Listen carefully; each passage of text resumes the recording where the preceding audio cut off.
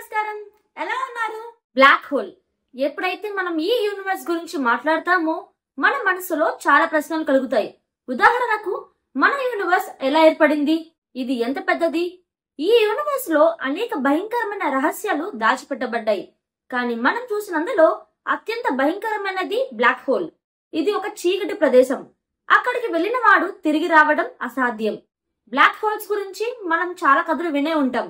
ఉదాహరణకు, అవి మరో యూనివర్స్ కి వెళ్లే మార్గమని, అంటే బ్లాక్ హోల్ లో ప్రవేశించిన తరువాత మనం ఒక కొత్త యూనివర్స్ ని చేరుతామని, అక్కడ భిన్నమైన జీవన రకం ఉంటుందని, అది కాలానికి అతిమితమని, అక్కడ కాలం ఉండదని, మరణం ఉండదని చెప్తూ ఉంటారు. అది మనం వినే ఉంటాం. ఇంకొందరైతే బ్లాక్ హోల్స్ దేవుని వద్దకు చేరే మార్గమని కూడా నమ్ముతారు. కానీ ఇవన్నీ కేవలం అంచనాలే. ఎందుకంటే బ్లాక్ హోల్స్ ను మాత్రమే పరిశీలించారు, కానీ వాటిలోకి వెళ్లినవి తిరిగి వచ్చాయని ఎవరు చూడలేదు. అందువల్ల బ్లాక్ హోల్స్ మనకు మరణాన్ని ఇస్తాయా లేక కొత్త జీవితాన్ని ఇస్తాయా అనేది చెప్పడం కష్టమే. ఇలాంటి క్వశ్చన్స్ కి ఆన్సర్స్ తెలుసుకోవాలని యూనివర్స్ అధ్యయనం చేయడం ప్రారంభించారు. అయితే యూనివర్స్ అధ్యయనం చేసినప్పుడు మనిషి మేధస్సు కూడా అబ్బరపడిపోయింది. సో ఈ రోజు వీడియోలో యూనివర్స్ లో అత్యంత భయంకరమైన బ్లాక్ హోల్ గురించి క్లియర్ కట్ గా తెలుసుకోబోతున్నాం. ఈ వీడియో చాలా అంటే చాలా ఇంట్రెస్టింగ్ గా ఉండబోతుంది. సో వీడియోని ఎక్కడ స్కిప్ చేయకుండా ఎండ్ వరకు చూసేయండి. అలాగే కొత్తగా మన ఛానల్ ఎవరైనా చూసినట్లయితే వెంటనే సబ్స్క్రైబ్ చేసుకోండి.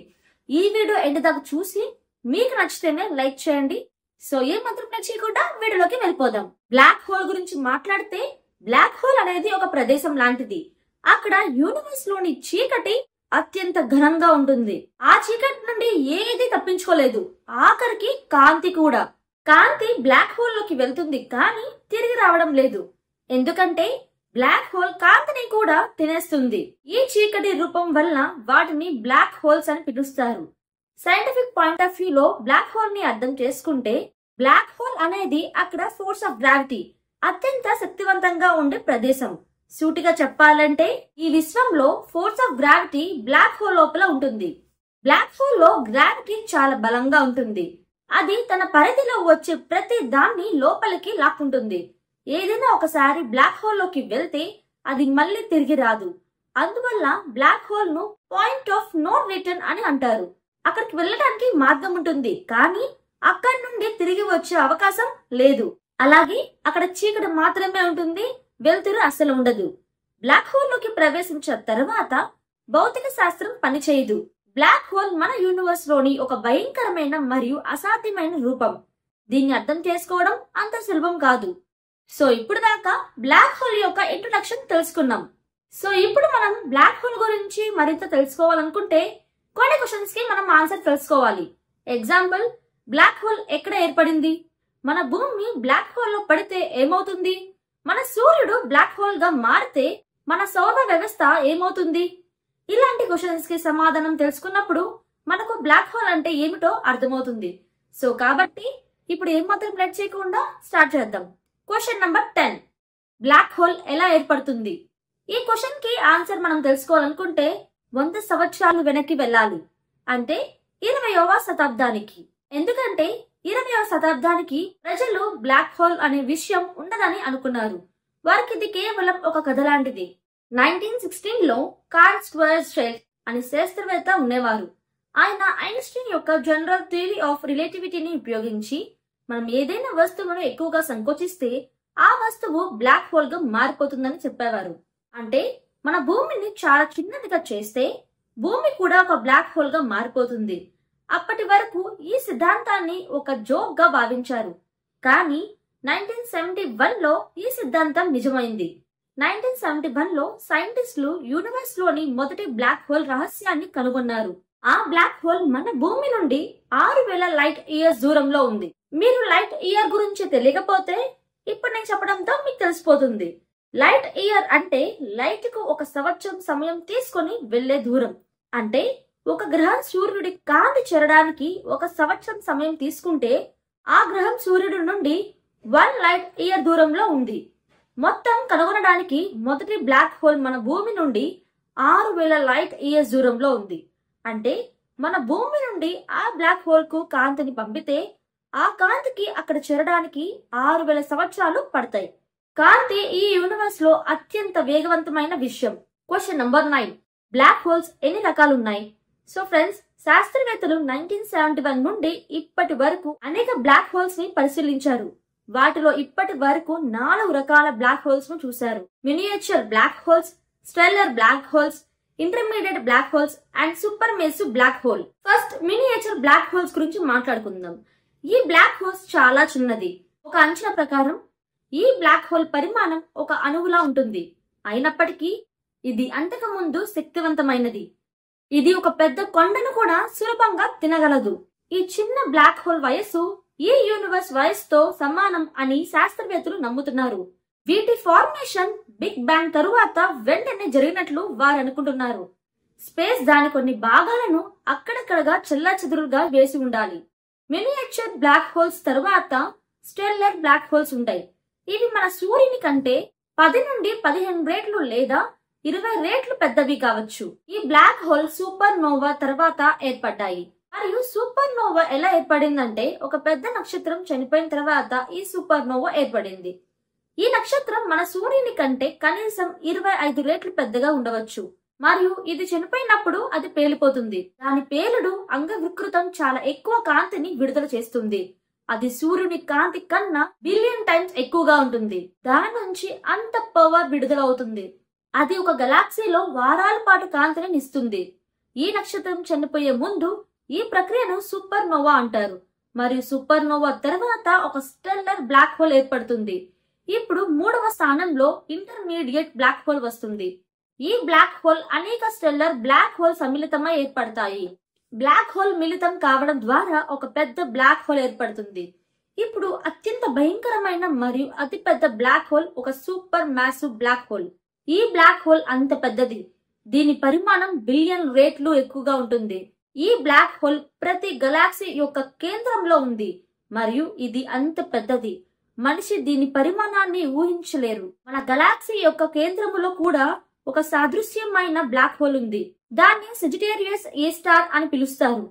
సెజిటేరియస్ ఏ స్టార్ పరిమాణం మన సూర్యుని కంటే 4 మిలియన్ రెట్లు పెద్దది. ఇవి సూపర్ మ్యాసివ్ బ్లాక్ హోల్ గెలాక్సీలు ఏర్పడిన సమయంలో ఏర్పడినవి. Question number 8. మీరు బ్లాక్ హోల్ లో పడితే ఏం జరుగుతుంది?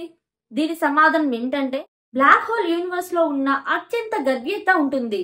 ఇది అన్నిటినీ అంత బలమైన గర్భీయత బలం ద్వారా ఆకర్షిస్తుంది. దాంతో అది పేలిపోతుంది లేదా చాలా ఎక్కువగా పొడుగవుతుంది. మరి మీరు బ్లాక్ హోల్ నుండి కొంచెం దూరంలో ఉన్నప్పుడు మీరు టైం డైలేషన్ ప్రభావాన్ని అనుభవిస్తారు. ఉదాహరణకు, మీరు బ్లాక్ హోల్ లో వెళ్లి ఆ సమయంలో భూమిపై ఉన్న మీ స్నేహితుడికి వీడియో కాల్ చేస్తే మీరు మీ స్నేహితుడిని చాలా వేగంగా కదులుతున్నట్లు చూడగలుగుతారు. ఇది వినడానికి చాలా భయంకరమైనది. అయితే ఇప్పటి వరకు ఇది ఎవరు అనుభవించలేదు. ఎందుకంటే బ్లాక్ హోల్స్ అంత దూరంలో ఉన్నాయి. ఆ కాంతి అక్కడ చేరడానికి వేల సంవత్సరాలు పడతాయి. చాలా సైంటిస్టులు బ్లాక్ హోల్ ద్వారా పెద్ద నక్షత్రాలను ఛిద్రం అవుతూ చూశారు. అవి ఆ నక్షత్రాలను అవలోకించుకొని వాటిని కాంతి కూడా నాశనం చేస్తాయి. Question number 7. Black hole black గా ఉంటే మరియు వాటిలో చాలా చీకటి ఉంటే అవి ఎలా కనిపిస్తాయి? దీనికి ఆన్సర్ ఏంటంటే, బ్లాక్ హోల్ కనిపించవు. వాటిని చూడగల ఒకే ఒక మార్గం యాక్రిషన్ డిస్క్. బ్లాక్ హోల్ చాలా నక్షత్రాలను తినివేస్తున్నప్పుడు ఈ యాక్రిషన్ డిస్క్ ఏర్పడుతుంది. అప్పుడు ఆ నక్షత్రాల మిగిలిన ధూళి మరియు వాయువులు బ్లాక్ హోల్ చుట్టూ కదలడం ప్రారంభిస్తాయి. యాక్రిషన్ డిస్క్ బ్లాక్ హోల్ చుట్టూ ఉంటుంది, కానీ బ్లాక్ హోల్ లోని భాగం పూర్తిగా చీకటిగా ఉంటుంది. దీన్ని ఈవెంట్ హారిజన్ అంటారు. ఇది ఏ విధంగా కూడా కనిపించదు మరియు అక్కడికి వెళ్ళినది తిరిగి రాదు. ఇది ఒక అందమైన చెరువు లాంటిది. Question number 6. మన సూర్యుడు బ్లాక్ హోల్ అవుతే ఏమవుతుంది? అది మన సౌర వ్యవస్థను నాశనం చేస్తుందా? ఆన్సర్ ఏంటంటే, సూర్యుడు బ్లాక్ హోల్ అవ్వలేడు. ఎందుకంటే సూర్యుడు చాలా చిన్న నక్షత్రం. దీని వద్ద బ్లాక్ హోల్ ను తయారు చేయగల శక్తి లేదు. సూర్యుని జీవితం 5 బిలియన్ ఇయర్స్ పూర్తయిన తర్వాత మన సూర్యుడు ఎర్రగా మారి ఒక రెడ్ గెయింట్ నక్షత్రంగా మారిపోతాడు. చివరికి మన సూర్యుడు ఒక తెల్ల నక్షత్రంగా మారి పూర్తిగా చల్లబడుతుంది. కానీ మనం ఊహిస్తే మన సూర్యుడు బ్లాక్ హోల్ గా మారితే అది మన సౌర వ్యవస్థపై ప్రభావం చూపదు. అన్ని గ్రహాలు ఆ బ్లాక్ హోల్ చుట్టూ సూర్యుని చుట్టూ తిరిగినట్లుగా తిరుగుతాయి.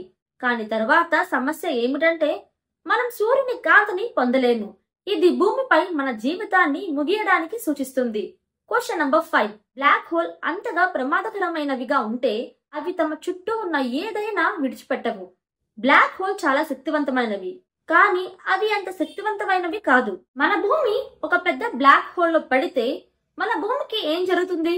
ఆన్సర్ ఏంటంటే మన భూమి చాలా సులభంగా బ్లాక్ హోల్ లో పడిపోతుంది. మొదట మనకు ఏమీ అనిపించదు, కానీ బ్లాక్ హోల్ లో లోతుగా వెళుతున్నప్పుడు మన భూమి యొక్క చిన్న భాగాలుగా మారిపోతాము. ఎందుకంటే మన భూమి యొక్క గర్భీయత బ్లాక్ హోల్ యొక్క గర్భీయతతో పోటీ చేయలేదు. బ్లాక్ హోల్ లో ప్రవేశించిన తర్వాత చివరికి ఒక పరిమాణం మరణమే అవుతుంది. బ్లాక్ హోల్ అనేది దేవుని చేరుకునే మార్గం అని చెప్పేవారు, ఎందుకంటే మరణం తరువాత మనమంతా దేవుని చేరుకుంటాం. Question number 3. బ్లాక్ హోల్ నుండి తప్పించుకోవడానికి లేదా దాన్ని దాటడానికి ఎలాంటి మార్గమైనా ఉందా? Answer no. ఎందుకంటే కాంతి కూడా బ్లాక్ హోల్ యొక్క గర్భీయత నుండి తప్పించుకోలేదు. మనం బ్లాక్ హోల్ నుండి బయటపడాలి అంటే మనం కాంతి కంటే వేల రెట్లు ఎక్కువగా ఉండాలి, కానీ ఇది అసాధ్యం. Question number 2.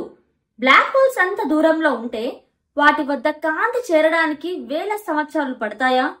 అప్పుడు సైంటిస్టులు అలా దూరంగా ఉన్న బ్లాక్ హోల్ ను ఎలా చూస్తారు? ఆన్సర్ ఏంటంటే నాసాకు చాలా పవర్ఫుల్ శాటిలైట్లు మరియు టెలిస్కోప్లు ఉన్నాయి. ఆకాశంలో ఉన్న అనేక విషయాలను దూరం నుండి చూడగలవు. నాసా యొక్క అత్యంత శక్తివంతమైన శాటిలైట్ గురించి మాట్లాడితే నాసా యొక్క అత్యంత శక్తివంతమైన శాటిలైట్ జేమ్స్ వెబ్ టెలిస్కోప్. ఈ టెలిస్కోప్ సూర్యుడి చుట్టూ తిరుగుతుంది, అంటే మన భూమి నుండి 1 మిలియన్ మైల్ దూరంలో ఉంది. అంటే ఇది 1.6 మిలియన్ కిలోమీటర్ల మించి దూరం.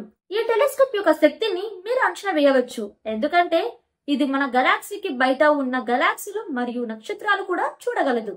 Question number 1. Black hole universe లో చూసిన అత్యంత భయంకరమైన వస్తువు అయితే బ్లాక్ హోల్ కంటే మరింత ప్రమాదకరమైన ఏదైనా ఉందా? అలాగే అది ఎప్పటికీ మన కళ్ళకు దొరకనట్లుగా ఉందా? దీనికి ఆన్సర్ ఏంటంటే ఒక వైట్ హోల్. ఇది బ్లాక్ హోల్ కంటే మరింత ప్రమాదకరంగా ఉంటుంది.